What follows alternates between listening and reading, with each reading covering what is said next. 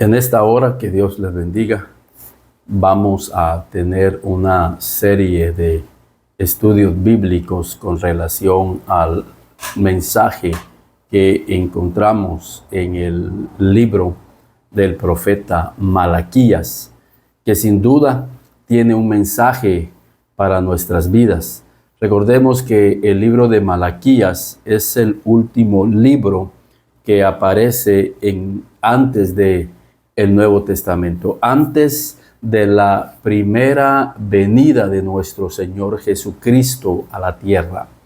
El libro de Malaquías hasta cierto punto preparó el camino de nuestro Señor Jesucristo. Y por eso es que vale la pena que nosotros podamos poderlo estudiar. El libro de Malaquías tiene un mensaje para nosotros. Y vamos a encontrar en el libro 10 amonestaciones que Dios va a hacerle no al mundo, sino al pueblo de Dios. Y son 10 áreas en las cuales Dios tiene que trabajar en nuestras vidas. Hay 10 áreas en este libro que tienen que ser corregidas en nuestras vidas antes que sea demasiado tarde. Siempre me preguntan, ¿por qué será que hay cristianos que constantemente están cayendo? ¿Por qué será que cada vez vemos más personas que un día abrazaron la fe, están cayendo, están deslizando? Y creo que el libro de Malaquías nos da al menos 10 razones que están afectando muchas vidas. Y la razón del libro es que nosotros podamos ver esas 10 áreas y poder atenderlas para que nosotros podamos corregir nuestra vida y poder identificar las áreas que nosotros podamos identificarnos en ella y decir, sí, en esa área yo estoy fallando. Estoy fallando en 1, 2, 3, en 4, en 5, en 6 áreas que está señalando el libro de Malaquías. El pueblo de Israel en los días del profeta Malaquías estaban desagradando el corazón de Dios. Por eso es importante saber cuáles son las cosas que desagradan el corazón de Dios y poder ver cuáles son las cosas que agradan a Dios para poder nosotros vivir en esas áreas que agradan a Dios. Porque si nosotros agradamos a Dios, vamos a tener la bendición de Dios. Cuando aquellos espías entraron a reconocer la tierra, dice que 10 de los 12 desanimaron, desalentaron al pueblo porque ellos habían visto grandes dificultades, grandes obstáculos para poder poseer lo que Dios les había prometido. Sin embargo, Josué y Caleb dijeron, si Jehová se agradare de nosotros, Dios nos llevará a la tierra y Dios nos entregará a esos gigantes. Pero Josué y Caleb reconocían que la clave es agradar el corazón de Dios. Entonces la pregunta que surge es, ¿cómo puedo yo agradar el corazón de Dios? Y esa es la razón del por qué debemos de estudiar la Biblia, poder meditar en ella, porque a través del estudio vamos a llegar a comprender cómo puedo yo agradar el corazón de Dios. Y también cómo yo puedo estar desagradando el corazón de Dios. Entonces, ese es el mensaje que encontramos en el libro de Malaquías. Hay 10 áreas en las cuales podemos encontrarnos desagradando el corazón de Dios y llevar el riesgo de quedar eliminados y no terminar bien nuestra carrera espiritual. Malaquías 1:9 empieza y es nuestro texto base. Malaquías 1:9. Ahora pues, orad por el favor de Dios para que tenga piedad de nosotros. Pero ¿cómo podéis agradarle si hacéis estas cosas? Dice Jehová de los ejércitos. Pero ¿cómo podéis agradarle si hacéis estas cosas. Y son estas cosas las que vamos a estudiar. Son estas cosas en las cuales vamos a reflexionar. Es interesante conocer cuáles son esas 10 cosas que está desagradando el corazón de Dios. Y miren, cuando uno desagrada el corazón de Dios, uno no va a tener la respuesta de Dios. A veces oramos insistentemente, pero Dios no escucha.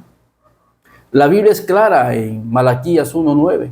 Ahora pues, orad por el favor de Dios. Es importante que nosotros nos mantengamos orando, y siempre ha sido un tema principal en este ministerio, en estos programas, la importancia de orar incansablemente, perseverar en la oración. Y este servidor y con su familia lo hacemos todos los días. Este es un hábito, este es un estilo de vida. Buscar a Dios cada día, por la mañana, muy de mañana, y por las tardes, por las noches. Y aquí el profeta dice, orad por el favor de Dios. Tenemos que pedirle, Señor, quiero tener tu favor. Quiero hallar gracia delante de tus ojos, para que tenga piedad de nosotros. La piedad de Dios en momentos cruciales de nuestras vidas es importante. Que Dios tenga piedad de nuestras vidas, y debemos de pedírsela, no solo para nosotros, sino que Dios tenga piedad de muchas vidas a nuestro alrededor, que están pasando por situaciones difíciles en su hogar, en su familia, problemas económicos, problemas de salud, problemas conyugales, problemas con los hijos. Realmente hay una devastación en muchos hogares, en muchos matrimonios, que nosotros como iglesia nos toca orar para que Dios pueda tener piedad de esos matrimonios, que Dios pueda tener piedad con esa vida que está enferma ahí en la cama de un hospital, para que Dios pueda tener piedad. Y por eso es importante que nosotros constantemente nos mantengamos orando, pidiendo piedad a Dios para con esas vidas. Pero el profeta dice, pero ¿cómo podéis agradarle?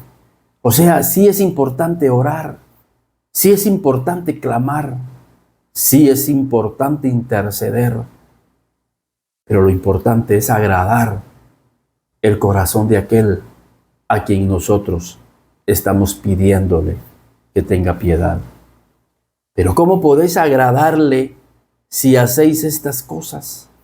¿Y cuáles eran estas cosas? Y quiero que vayamos al capítulo 1, porque van a ser 10 cosas, pero van a ser a través de programas simultáneos. Así que yo lo invito para que usted esté pendiente en este canal, para que le dé seguimiento a estas mínimo 10 enseñanzas que vamos a tener durante los próximos días, profundizando en el libro del profeta Malaquías, que realmente es un mensaje para nosotros que hemos alcanzado los fines de estos siglos.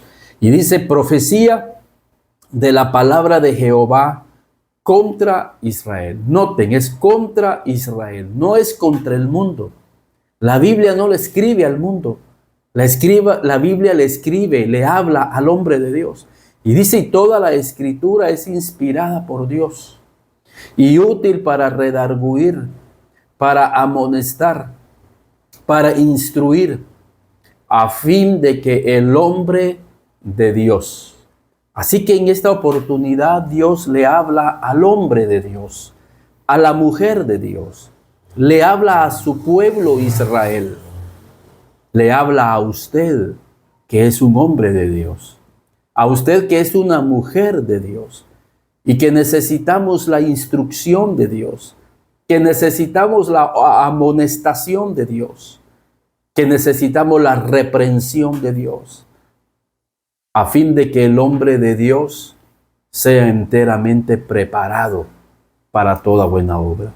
Por eso el profeta empieza diciendo, profecía de la palabra de Jehová contra Israel por medio de Malaquías.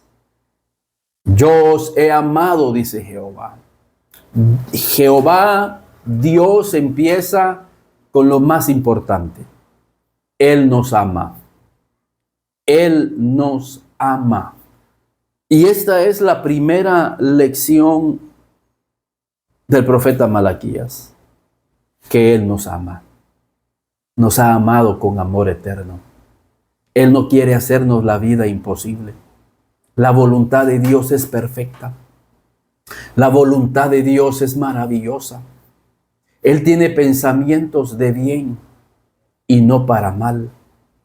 Pero lamentablemente, muchos hijos de Dios tienen una idea errónea de la voluntad de Dios. Pensamos que la voluntad de Dios no es agradable. Pensamos que la voluntad de Dios es pesada. Sigue diciendo la Escritura. Yo os he amado, dice Jehová. Y dijisteis, ¿en qué nos amasteis? ¿En qué nos amasteis? ¿No era Esaú hermano de Jacob, dice Jehová, y amé a Jacob? Y a Esaú aborrecí y convertí sus montes en desolación y abandoné su heredad para los chacales del desierto. Pero este pueblo dice, ¿en qué nos amaste, Señor? Y es que cuando la duda entra a nuestra vida con relación del amor de Dios, no estamos agradando el corazón de Dios. Quizás en esta oportunidad ha entrado duda a tu vida, a tu corazón, con relación a que si Dios te ama o no te ama.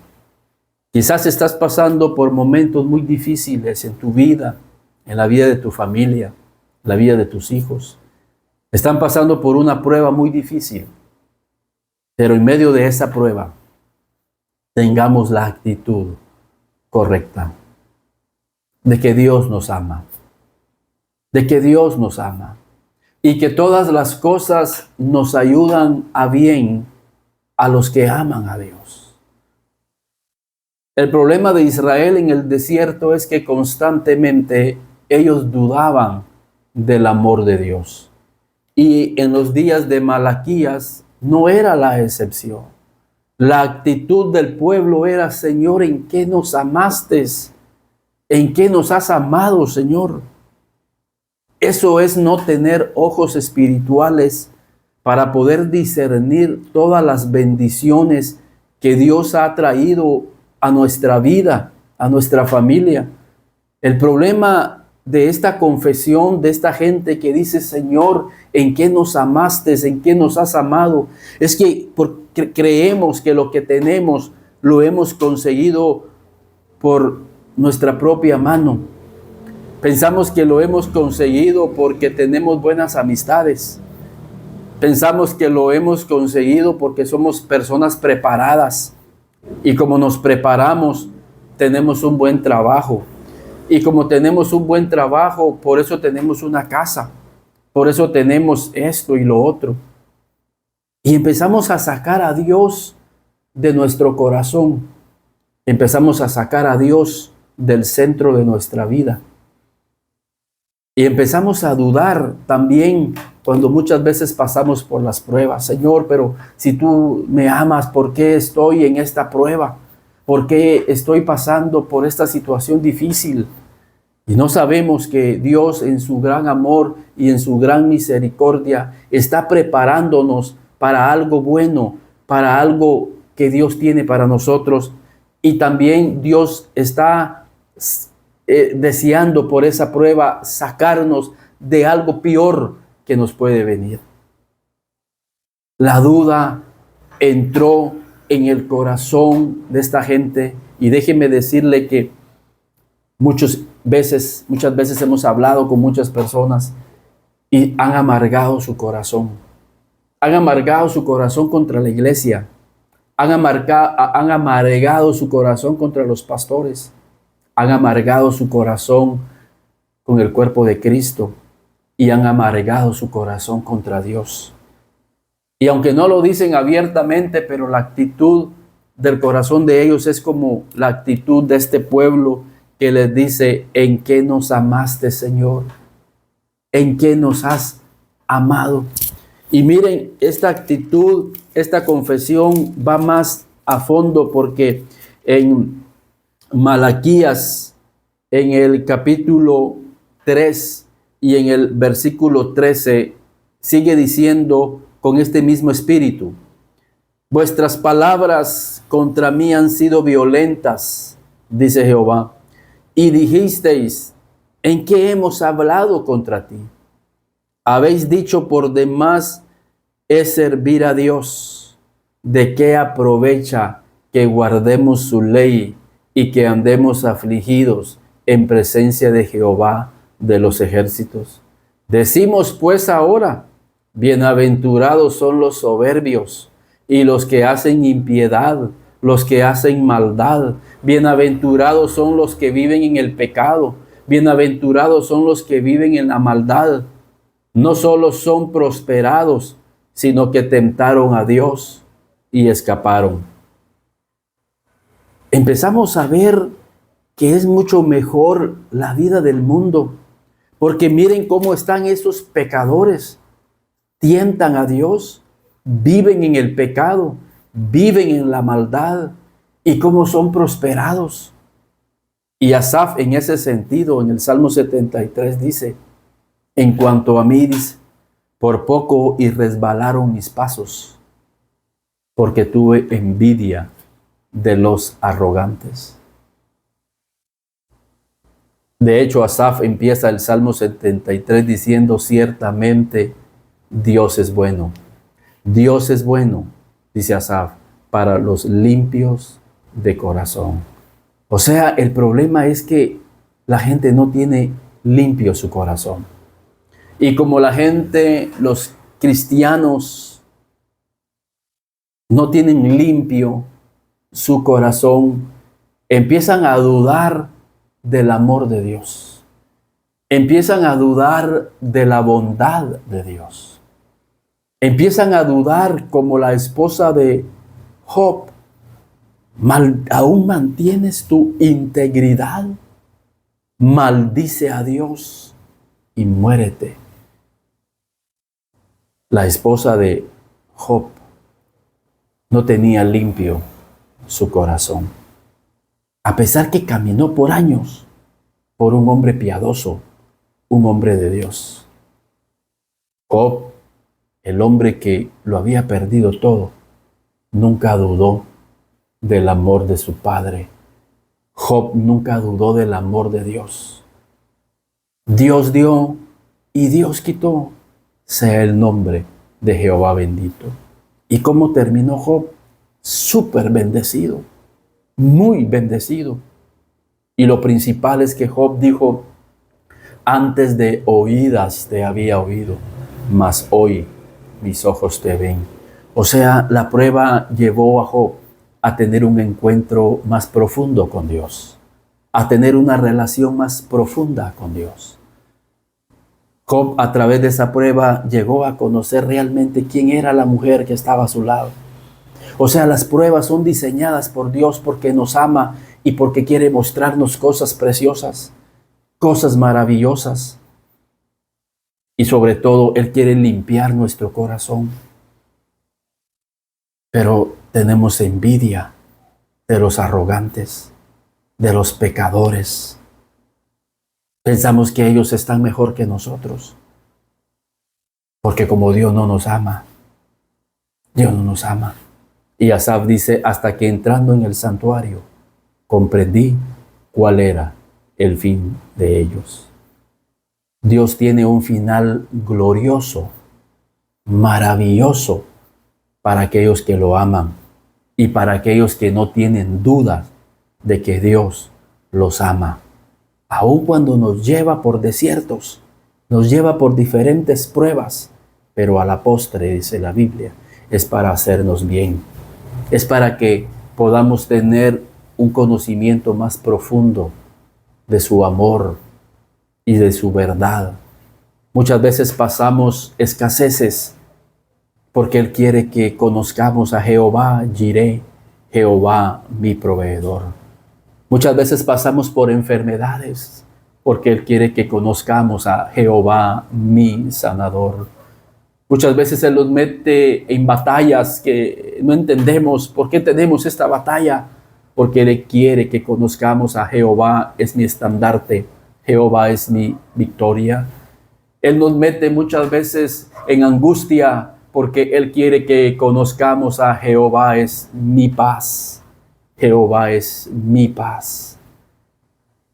Él quiere que nosotros lo conozcamos a fondo. Pero cuando empezamos a dudar en nuestro corazón, no estamos agradando su corazón. ¿Cuál es tu actitud cuando estás en la prueba?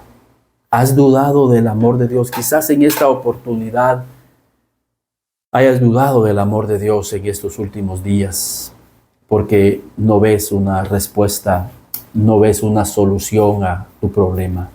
Pero en esta oportunidad, si tú me estás escuchando, el Señor te dice, Él te ama como tú nunca te lo imaginas.